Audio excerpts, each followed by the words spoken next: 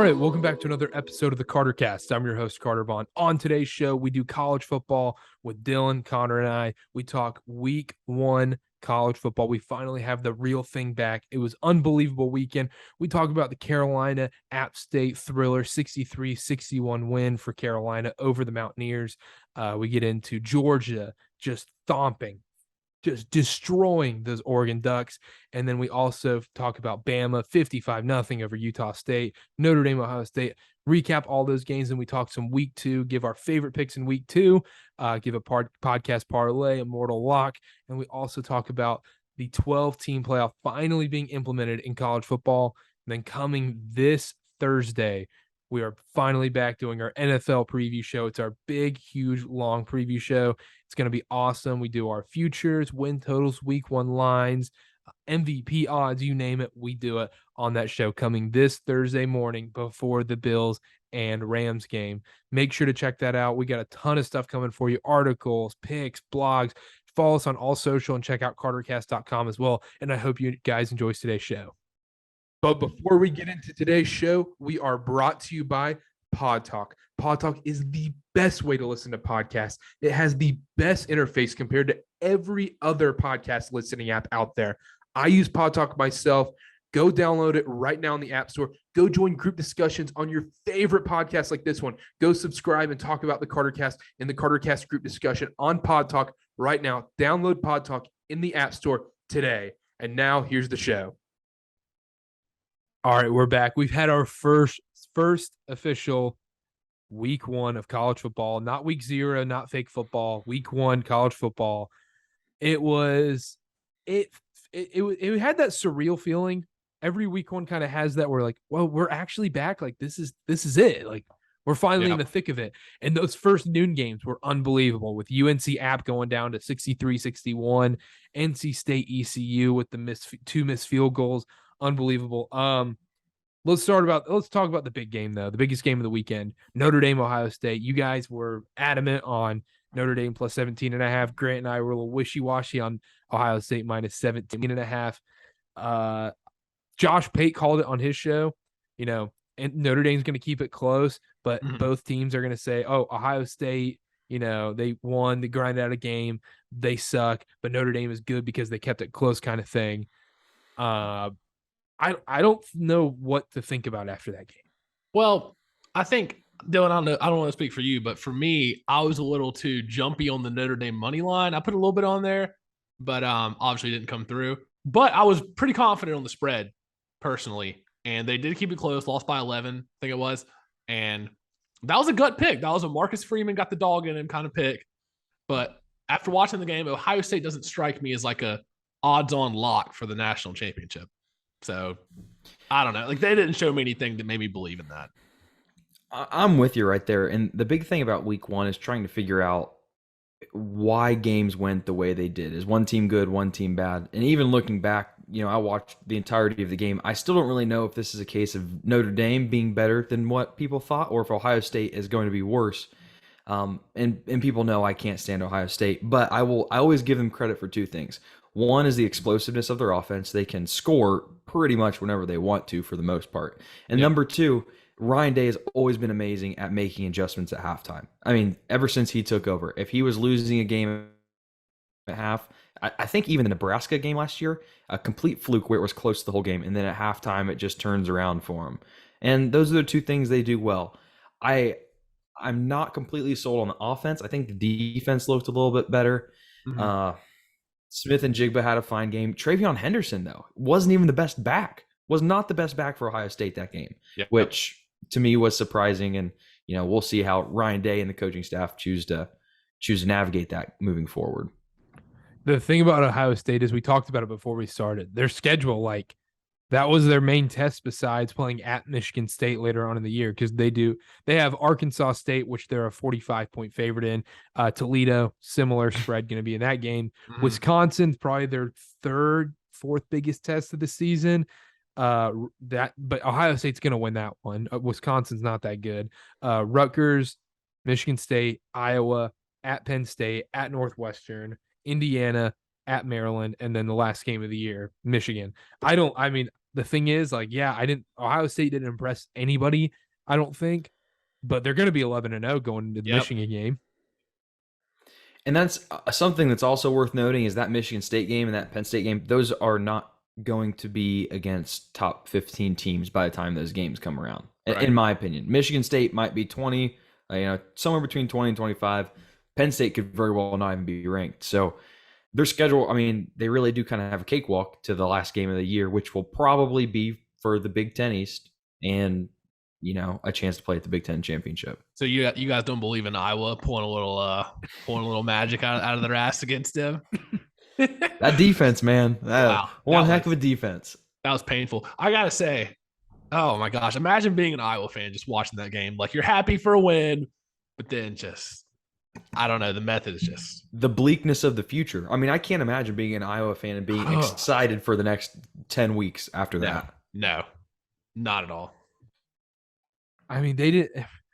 For people that didn't see the Iowa game, I'll read the scorebook for you. End of the first quarter, 3-0 Iowa. Halftime, 3-2, Iowa still up. Or 3-3, sorry, Iowa still up. And then end of the third quarter, Iowa's up 5-3. Final score, Iowa wins 7-3. No touchdowns in this entire game. That just had a drag. Imagine being in that stadium. I mean, the Big Ten West is so bad. Defense travels. They're going to be a great away team. They're going to make for a great away team. Let's talk about the most exciting game of the day, not the most important one. North Carolina, App State. We had a lot of back and forth on this one. I was pretty heavy on the App State Mountaineers. I mean, they just blew it. Chase Bryce with the easy throw to the end zone, wide open. They blew it back and forth is what happened, because Carolina was up double digits whole second half. App State scores 40 in the fourth, and somehow Carolina comes out with a win. 40 points in the fourth quarter of a college football game. And whoa. But Gene Chizik hasn't showed everything, so we're fine. Let me just go back on that and say that I have absolutely no faith in the Carolina defense anymore. If there's ever a point total that's like 64 or under for Carolina, take it. Take the over. Doesn't matter who they're playing. Because Drake May's legit. And I'm not just saying that from a biased perspective. Drake May is legit. Cat Crave, shout out Cat Crave on Twitter. They were saying Drake May potential top 5 pick in the future. I don't know if I'm ready to say that, but he's legit this year. It was a fun game to watch. My heart was racing. I couldn't believe it. And let's just talk about real quick the onside kick return for a touchdown. Was that planned? Did App fall down on purpose? If they did, it was smart, because those blocks didn't look like that insane. No, it looked like they almost flopped. That's what I'm saying, because that's the only way they could have had a chance is to get the ball back. And Carolina, how does that one person on that special teams be like, just go down? All you got to do is go down. Young, undisciplined team. Do the return as a sophomore, probably just excited, just undisciplined, but just. That's on your special teams coach. It was a gross win. Defense, horrible. An offense should never have to score 63. Carolina's over-under against Georgia State is 67.5. I know I just said that. I don't think I'm taking that. I think it might be a little cool off. That was unbelievable. I mean, what a game. I thought App State was going to come out and just light them up. They did in the beginning. They were up 21-7 in the first quarter. Yeah, I thought that was it. I'm not going to lie. Next game, NC State, ECU. We kept trying to tell you, Connor, on the parlay, NC State minus 11.5 was a rat line. Well, I wanted to put the Carolina money line on the parlay, but I couldn't do that because you were all over App State. No, I was very confident in NC State, and I learned my lesson, I guess. It's just those in-state games. They're just different for some reason, no matter what the teams are. Especially on the road at that environment. Like, if this game was at NC State, I think NC State covers the spread. Yeah. But being at East Carolina, that poor kicker, man, he was getting torched in his Instagram comments. That was horrible. I'm sure he probably already deleted his Instagram. You see these freaking ECU fans being like, this guy sucks. This guy, my grandma can kick better than this guy. I'm like, oh my gosh, dude. Like, that poor kid. The day that guy goes back to campus, what do you think happens to him? Because, we like to say, he probably gets ripped to shreds in class or whatever. But one, how many people are actually like watching and care? And two, like, do you really think there are people out there that are that mean to that kid after missing those kicks? I don't think anybody will say anything to him, but I think he'll be able to feel some stares. A couple looks from and across the some whispers lunchroom. like, "There's the guy." I think the people are. I think you guys are underestimating stupid college students. People are going to say stuff, especially. Yeah, it's at ECU, and then also, I mean, he's going to end up going to, like, say you're at a cookout and some old people are walking in. They're going to know that kicker and be like, you were the one that missed that field goal against NC State. We would beat them. We'll pack and we got that. It's like, while we're on this game, though, our guy, Big Game Boomer, who we had on a few weeks ago, he had NC State in the college football playoff. No way they make the playoff looking like that, right? Or am I overreacting to one game? And it was just to kind of get your feels about you and everything. Well, we won't know against Charleston Southern. Yeah. If NC State doesn't win by at least 30 points against 35 to 40 points against Charleston Southern, I can guarantee you, mortal lock guarantee, hand up, that NC State will not make the college football playoff if they don't win by at least 35 points. So I mean, it was Devin Leary did not look like anything special to me. And you would think, bad team put up good numbers. I don't know. Rough. I don't know. Maybe Drake May should just transfer to NC State. Maybe it's just win the Heisman. So, oh my gosh, of course, just Drake May comes in. He did look good. Like, the thing is, though, I'm ready to see him against like a decent defense. Yeah, like App State defense is awful. He just like Sam Howell was early in his career. He doesn't know how to get down or take a slide. He's going to get hurt if he keeps throwing his body around like that. Because against an ACC defense, they're not going to hold back. Well, and also that was just Wake UNC. I mean, the defense is just non-existent, above average quarterback play. I mean, every throw, every receiver was out. Nobody was near him within 5 yards. Nope.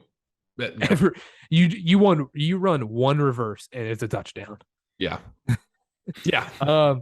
Let's move on. Oregon, Georgia. I mean, Georgia looks like we talked about this before, but what the question here is Oregon this bad, or is Georgia back to just being powerhouse?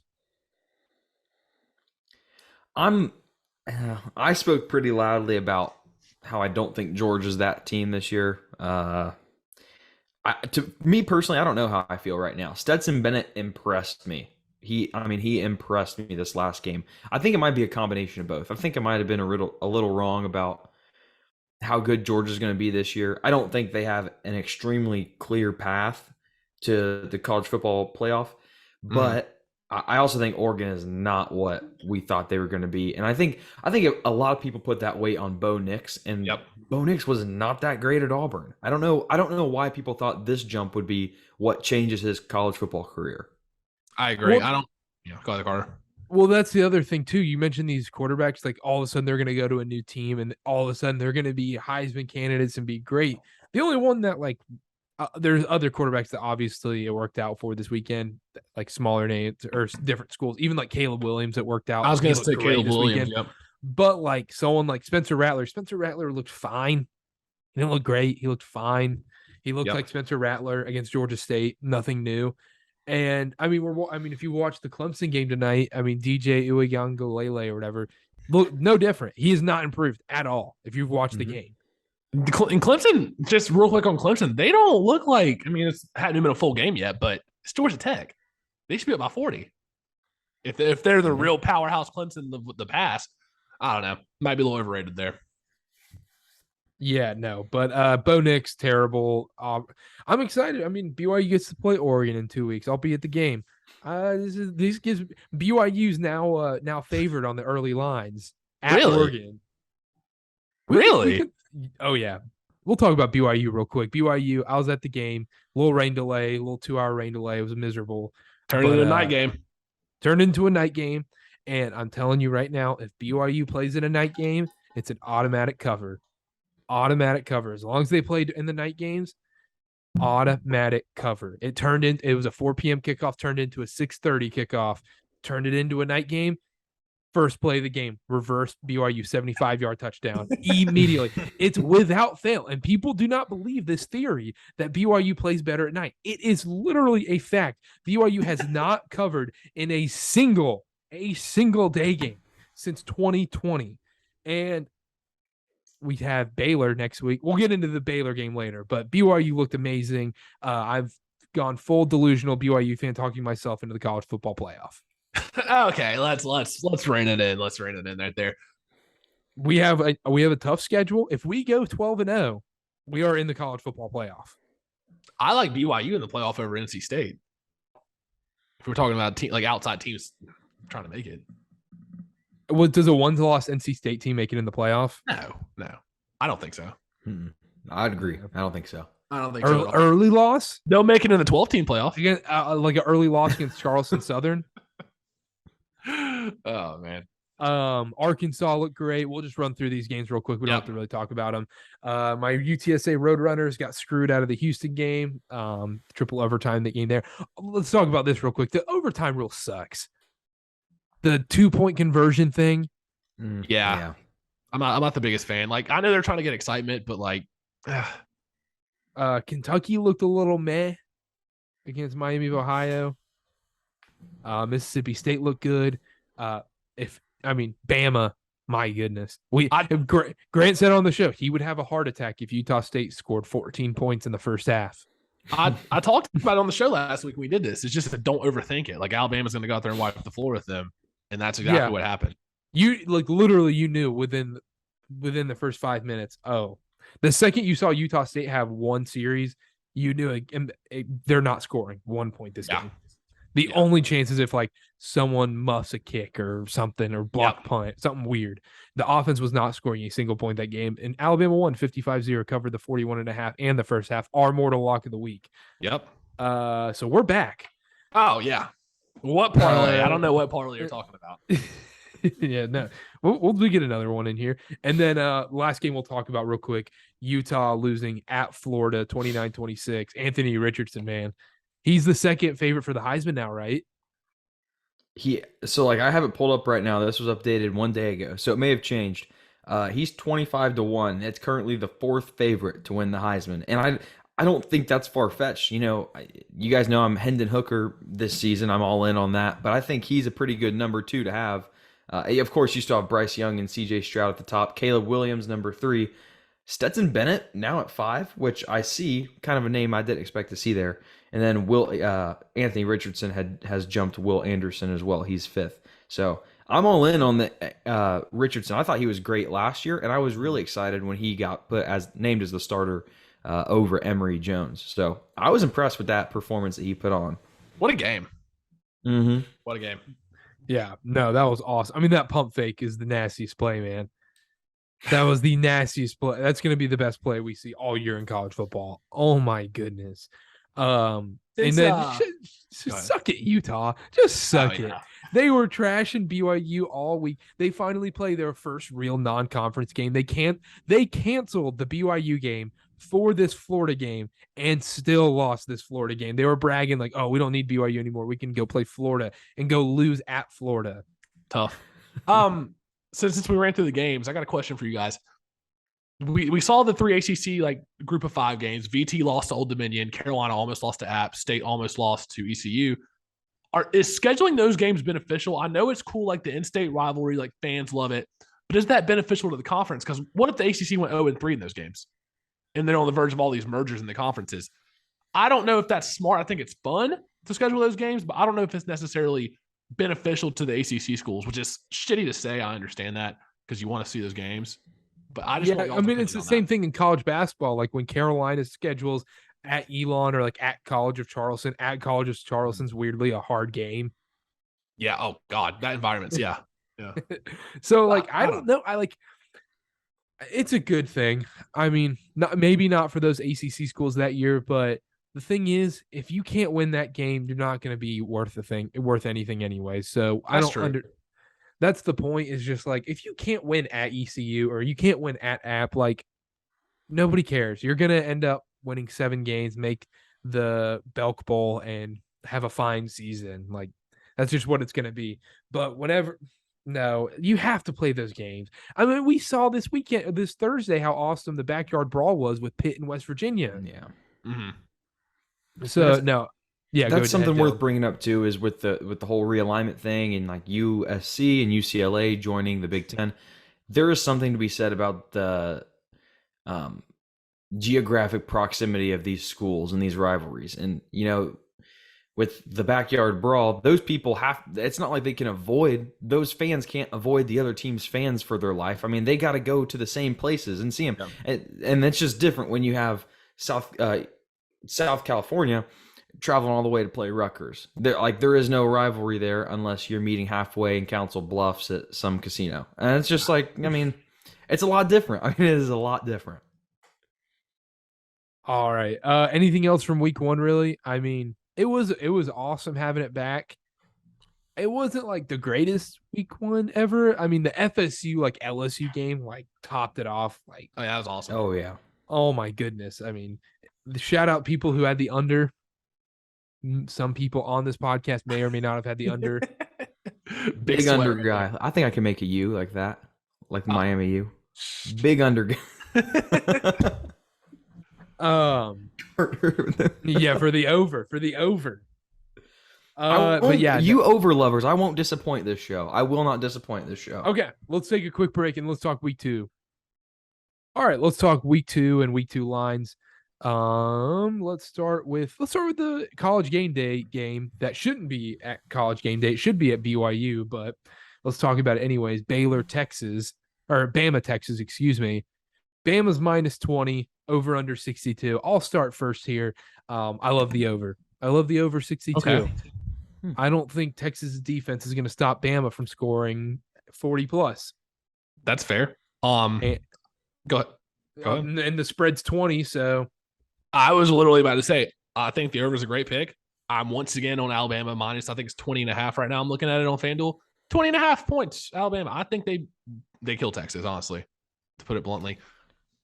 I'm with you there, Connor. I'm taking Bama minus 20. This opened actually before the season had started. It was one of like the featured games on FanDuel. It opened at I think 14 and a half. Well, after this week, it got to 17, and now it's already at 20. I think it's important to get this one before it goes like 21 and a half. Yep. So I'm right with you there. Quinn Ewers, originally an Ohio State guy, lost the starting position to Stroud. I think he was even behind McCord. I'm not completely convinced that he's going to be the guy in Texas. And I guess you can say he had a good game last week, but they played like University of Louisiana, Monroe, New Orleans, Lafayette, something. Yeah, so one of those community colleges. So I'm not convinced I'm going to take Bama minus 20 here. Agree. I think I would ride Bama minus 20 as well, but I will be taking the over as well. I just think Texas scores at the end when they're down 20 or down like 4 touchdowns. Yeah. And they're going to get some BS scores to make it look a little better. I also like first quarter is minus 6.5 on some places. First quarter minus 6.5 Bama. I like that. I like that a lot. Tennessee minus 9.5 was cash on Thursday night against Ball State. Thank you, Dylan, for that one. Right now, I'm here for I'm live on the FanDuel app right now. It says first quarter spread Alabama minus 4.5. Oh yeah. I mean 4.5, 6.5. You're it's the same. Yeah, it's the same. But are they banking on like them losing the coin toss or something? That's the only thing I could think of. Yeah, I have no idea. I don't know how that's the thing. That might be the mortal lock, but let's keep rolling through our picks. We'll talk through them. But that might be Bama minus just an immediate first quarter minus 4.5. Okay, I'll go with but yeah, we're all over Bama. Let's talk about my Cougs. I think it's the second biggest game of the week, arguably the biggest game of the week, against number 10 Baylor versus my sweet BYU Cougars. BYU is minus 3 against Baylor. The game is in Provo, 8:15 Mountain Time. Over unders 53.5. I'll start. To be honest, I thought Baylor was going to be favored in this game. I thought it was going to be Baylor minus 1.5. Vegas likes BYU and Provo, so BYU minus 3. I think BYU minus 3 tells you to take BYU here. I'm all over BYU. BYU everything. We're going to the college football playoff. We looked insane this week.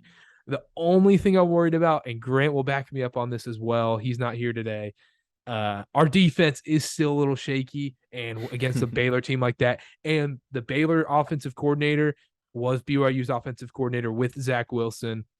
He knows our offense. He knows our defense.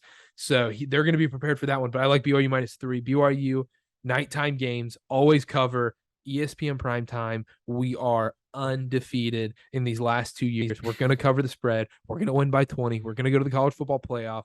We're going to win the national championship. BYU -3. I won't make it the mortal lock because we can't all agree on that. But yeah, there's my 2 cents on the BYU game, all over BYU. You almost convinced me there. I personally, I don't know enough. I'm staying away from this game. I know BYU looked good week 1.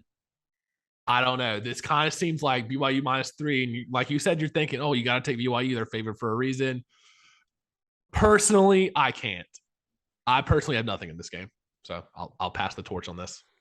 I'm the same way, but if I was to fall subject to recency bias, I would be with you, Carter. BYU -3. I wasn't sold on Baylor last year. I was actually surprised that they pooped on us last year. They straight up pooped on us, no doubt. Well, it's like gambler's fallacy then, happens one time and the inverse is going to happen the second time. So if I were to choose, I'd be with you, especially because they handled USF like they did. And also the thing too is I tweeted it out. I genuinely believe this isn't a biased opinion. He's Russell Wilson 2.0. Cougar Nation, let's ride. Jaron Hall is a top 3 quarterback in college football. You can't convince me otherwise. If you put Jaron Hall on Ohio State's team with those weapons and that offensive line and that running back crew and those receivers, he would be doing way. If you put me back there, you can put me back there. You're not doing better than CJ Stroud. I think he would be doing way better than CJ Stroud would in that offense. Let's not gas up the Buckeyes so much on this podcast, okay? Maybe let's keep our heads on straight. They're all right, okay? He's no Cade McNamara, I'll tell you that.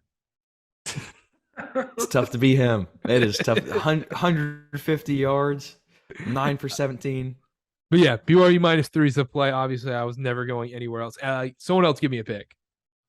Okay. I was looking a little bit about this before the podcast, and I know Louisville looked horrible against Syracuse week 1. They're +6.5 at UCF. They look so bad. So bad. I think they turned it around, and I think Malik Cunningham has one of those games where he has 4 or 5 total touchdowns.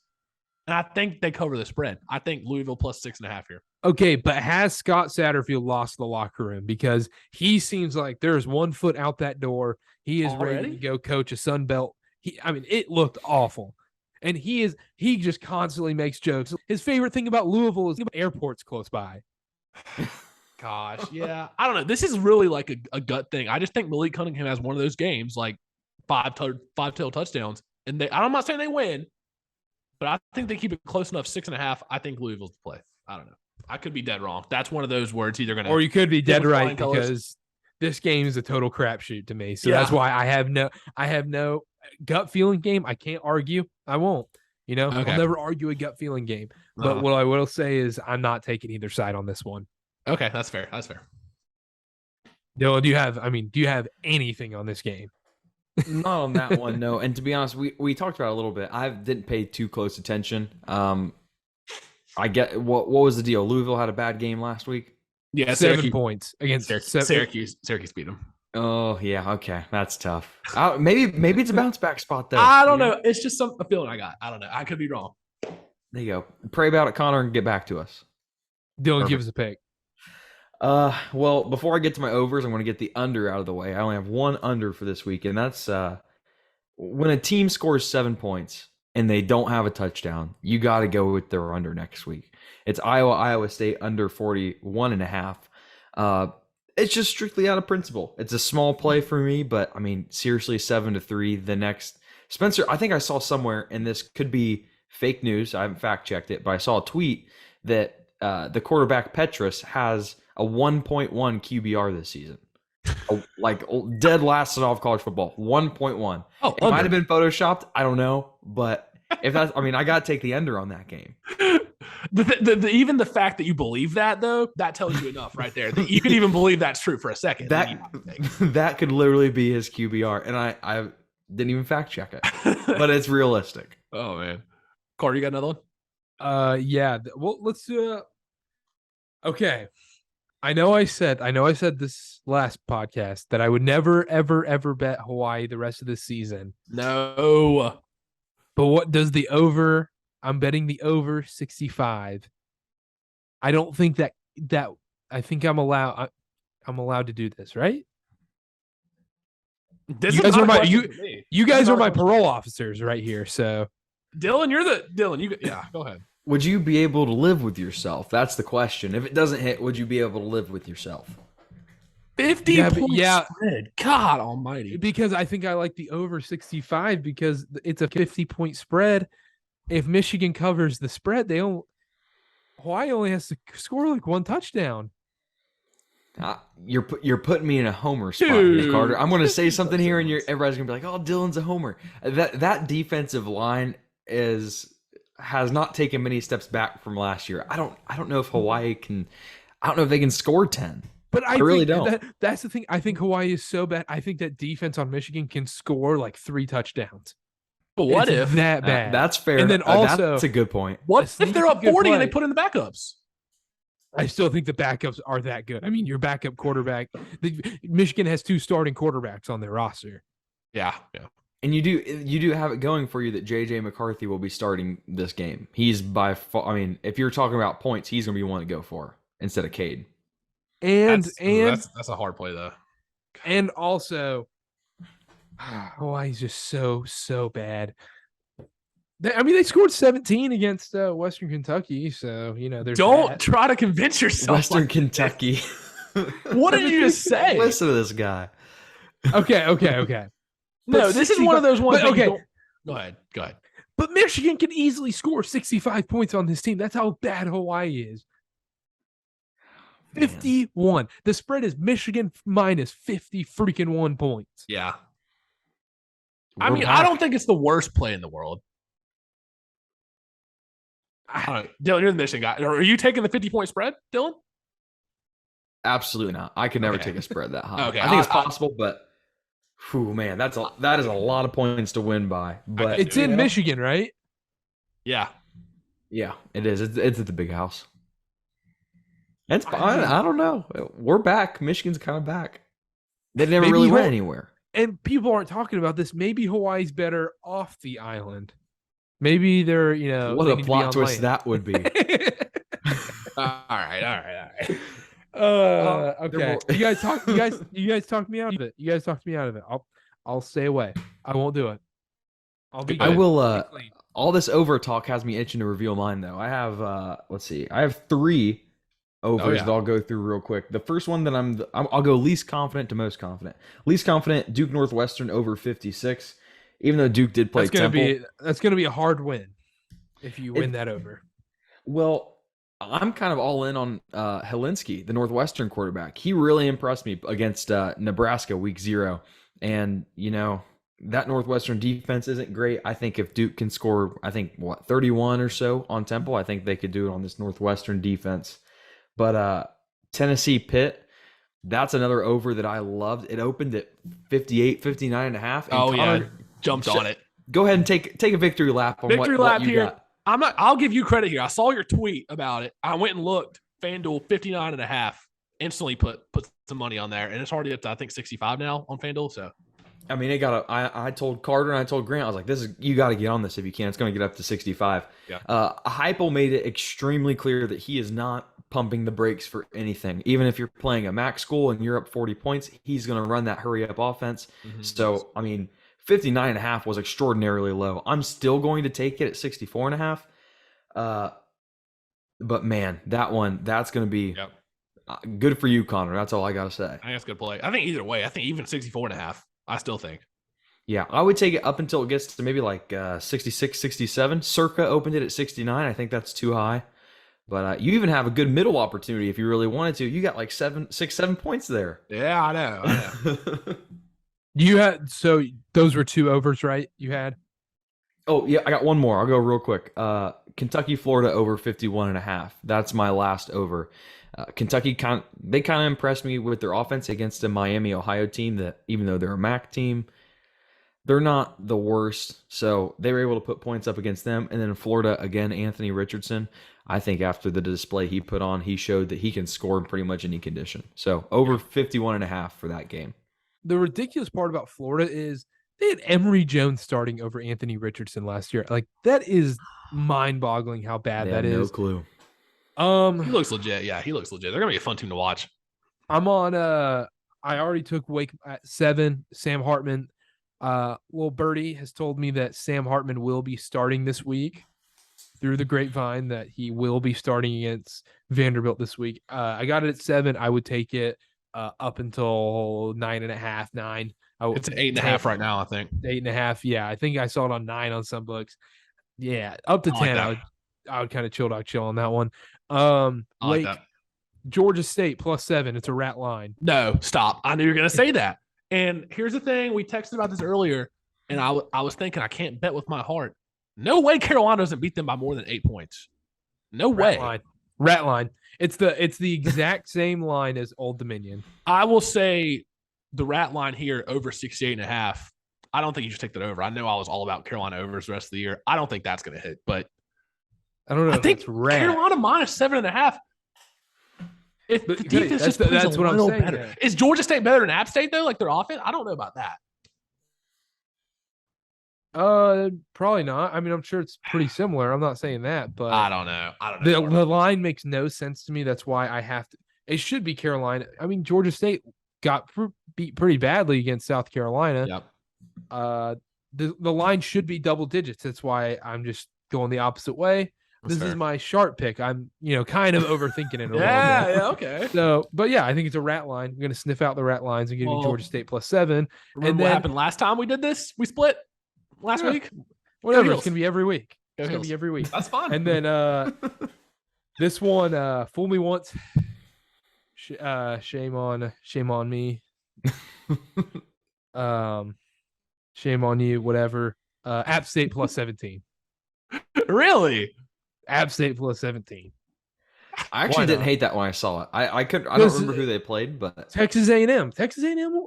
They won by 31 against Sam Houston State. Yeah, they didn't give up any points, but I think that App State offense is going to put up more than 0. Didn't they have an abnormally low total too? The A&M App State game. Looking right like it was 54. In the 40s. 54. Okay. I don't hate that over either. I kind of leaned on the over. I didn't take it, but I kind of like the over a little more than we're talking about it than App State +17. That App State defense is just so bad, but I think the offense is good enough to put up points. At least, I think they'll put up at least 15 to 17 points. Yeah, minimum. Yeah, that's fair. We'll change that to the over. Chase Bryce is meh. Chase Bryce is so bad. If he had any type of athleticism, they would have tied the game on that last play. Any type of athleticism. That's the thing. Everybody was any of us three could have got on the field and ran that in. No, I don't think I could. I had a lot of pizza in New York. He was in molasses. He was in quicksand. No, Chase Bryce, because even like Des Bryant was tweeting out like this Chase Bryant guy, Chase Bryce guy, he's gonna make it in the NFL and all this. No, he's not. He's not gonna make it in the NFL. He's a good college quarterback. This is what, 7th year, 6th year? And he's playing against this Carolina defense who is bottom five in college football. And then let me see here. Oh, and this is probably my favorite pick of the week. I'm going UTSA -2 over Army. I'm a Navy guy anyways. Go Navy. UTSA -2, the Roadrunners. They should have beat Houston. That was an incredible game. Triple overtime, 37-35. Houston wins. This UTSA team is legit. I love UTSA -2. They're going to come in. I think they're going to whoop Army. I also kind of lean over on that one. I'm not making that an official play yet, but I lean over UTSA over 54.5. And then UTSA -2.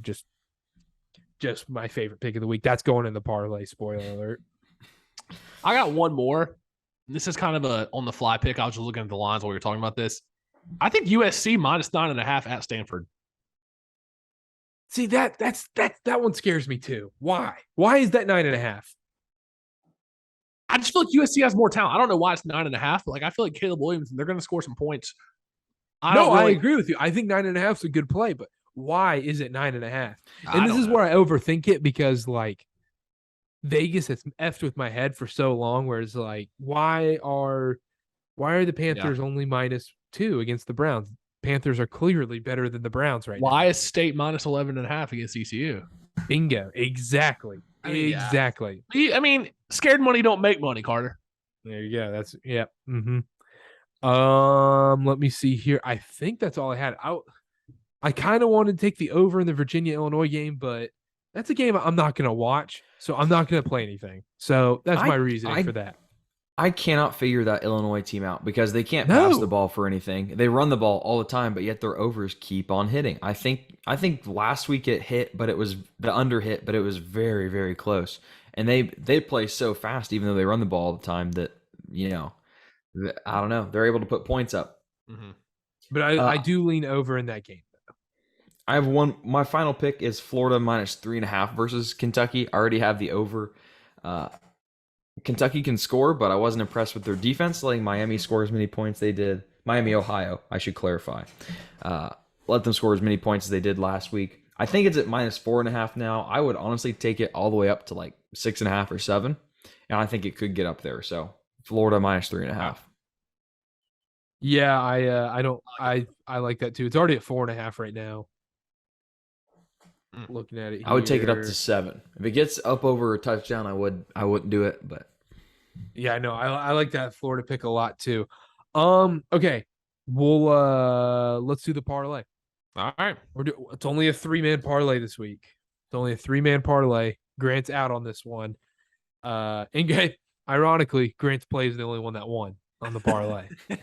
So that's all right. We don't need that. We don't need Grant might be in the transfer portal, so we don't know. We might be. I can't blame him.